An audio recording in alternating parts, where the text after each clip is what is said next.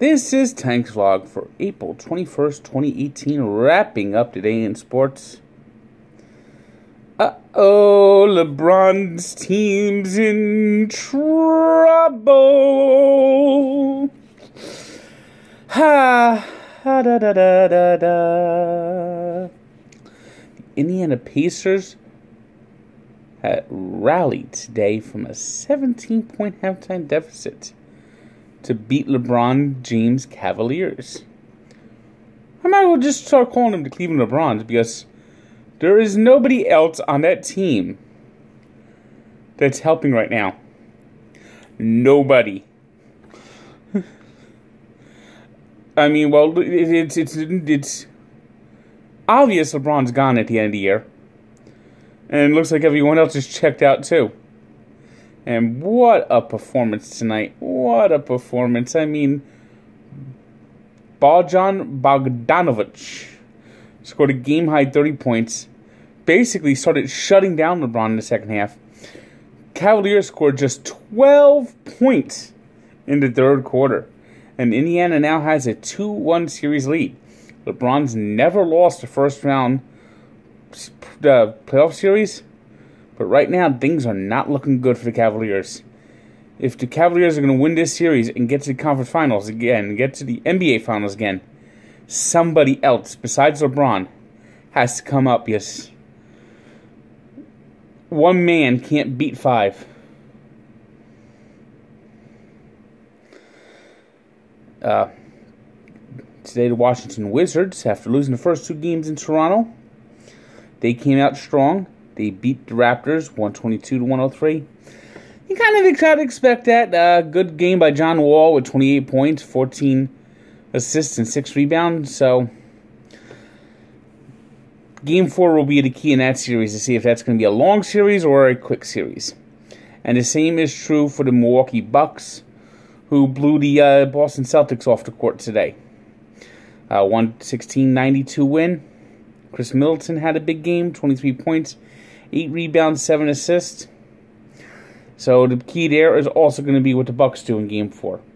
If that's going to be Boston winning quickly or the Bucks making Boston fear the deer. NHL. Congratulations, Winnipeg.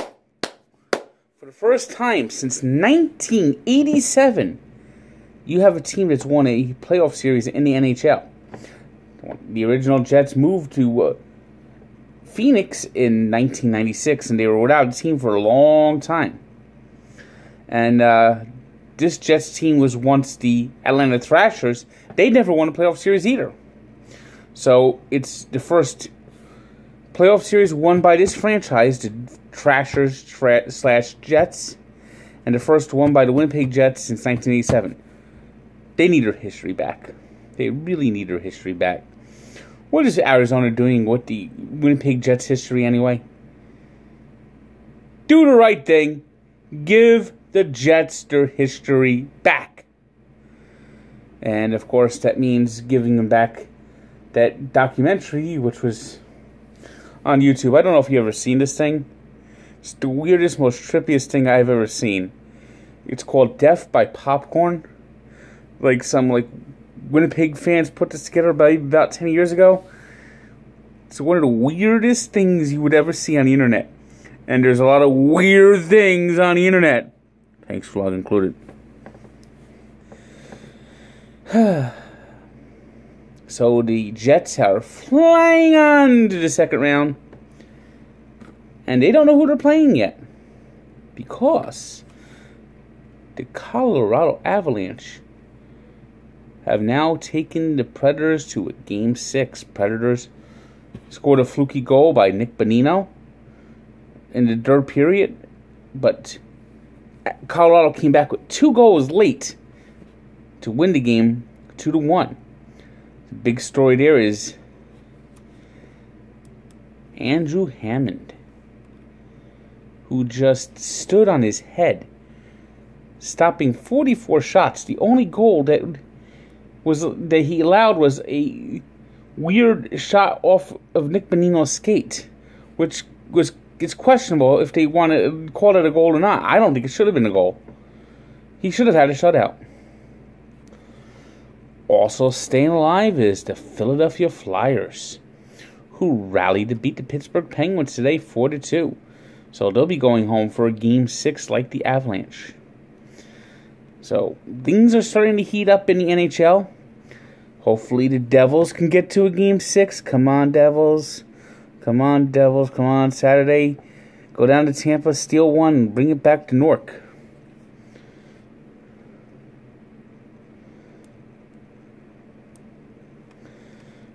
Baseball on Friday. The Mets did everything they wanted to do as far as throw a game away that they should have won. Jay Bruce right now is lost at the plate and it's also lost in the field. He misplayed the ball into a double, which led to the Braves scoring a run, which cost Noah Syndergaard the win. But great relief by the Mets, especially Robert Gsellman, who actually walked in the 12th inning and scored the winning run on a base hit by Yoenis Cespedes. Yoenis Cespedes might be locked in a horrible slump, but it seems like every time he comes up where it's a big situation, he actually delivers. It's kind of strange. So he's overall not playing good, but he's carrying the Mets. It's, you know, if a guy bats 200, strikes out when the bases are empty, but when it comes up in a clutch situation and delivers, that's value. That WAR and can't measure. Clutch ability. And Yoenis Cespedes has clutch ability. And Robert Gsellman running the bases. Very good job. Gsellman's been a marvel out of the pen for the Mets this year. One pitcher that's not been a marvel for New York teams is Sonny Gray, who continues to stink it up in the Bronx. He pitches better when Austin Romine's his catcher, but analytics says that Gary Sanchez has to catch. Gary Sanchez will catch. They've got a robot who's being pulled by the strings by Brian Cashman. Yes, he's the puppet and the robot at the same time.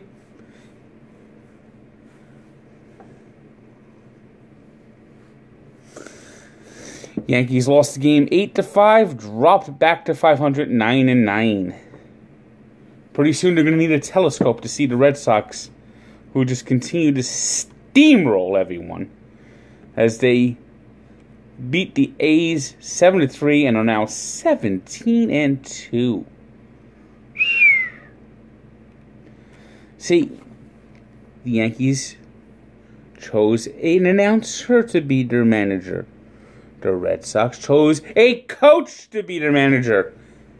See the difference? And Alex Cora, I think he's going to be a fine manager. I'm glad the Mets got Mickey Callaway. Don't get me wrong. But my first choice was Alex Cora. And Mickey Callaway has done a great job for the Mets. And Alex Cora has done a great job for the Red Sox. I honestly think this is going to... The Red Sox did the exact right move, naming him as their manager.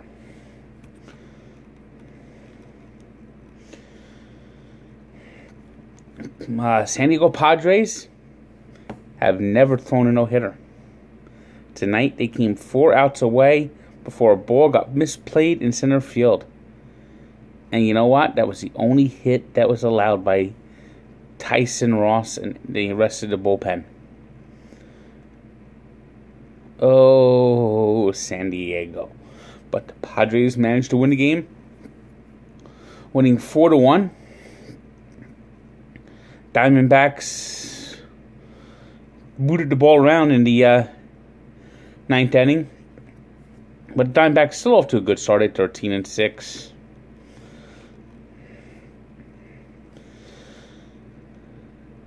Playing another doubleheader this week, the Tigers and Royals split. Royals are 4-14. Ouch.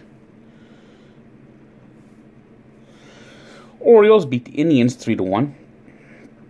Phillies continue to play really good baseball, beating the Pirates 2-1. It was the Rays 8-7 in 10 innings over the Twins. The Mariners beat the Rangers in Arlington 6-2. Rangers are off to a bad start at 7-14. The Astros bludgeoned the White Sox 10-0. Justin Verlander with a shutout. He's off to a fantastic start, as the White Sox are not 4-12. Brewers clobbered the Marlins 8-0. It was the Cardinals 4-2 winners over the Reds. Jim Riggleman, the interim manager,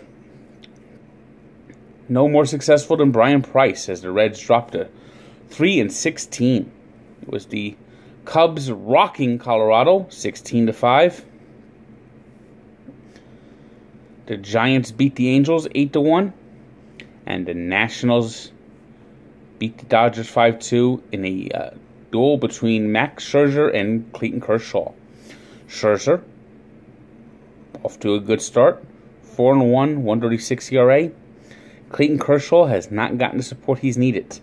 He's only 1-3, but a 2.45 ERA.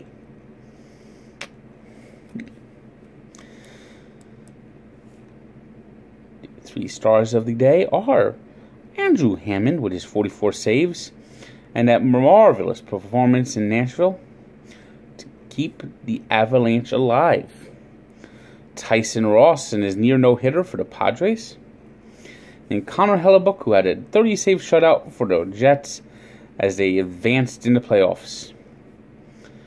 Today's birthday shutout goes to throw your glove up high in the air and drop your knees and salute Jesse Orosco, the pitcher who closed out the 86 World Series, turned 61. Now we take a look back to 1948, the second championship in the Basketball Association of America, with the Baltimore Bullets beating the Philadelphia Warriors. Of course, the BAA would eventually become the NBA, and the Bullets would fold, being the only NBA team to win a championship that's no longer in existence. So check out the story at Barstool Sports and Sports Encyclopedia, where sports history lives. Good day.